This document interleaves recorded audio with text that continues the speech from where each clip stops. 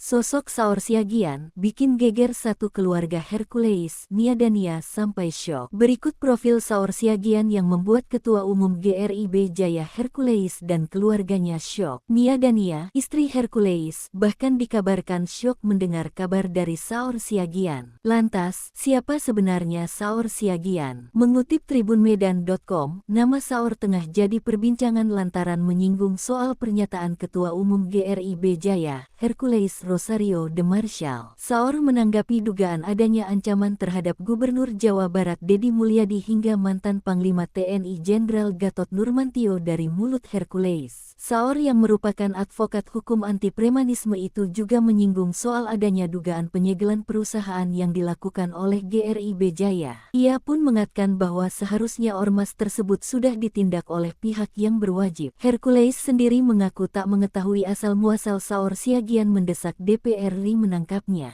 Desakan Saor rupanya sudah sangat mengusik Hercules. Bahkan, menurut suami Nia dan Nia ini, anak dan istrinya pun ikut khawatir. Oleh sebab itu, Hercules melalui Sunan Kalijaga sebagai kuasa hukum, bakal memperpanjang masalah tersebut ke ranah hukum. Dalam waktu ini kita akan bawa ke ranah hukum, tambah Hercules. Hercules juga mengaku tak menyandang status tersangka dalam laporan polisi.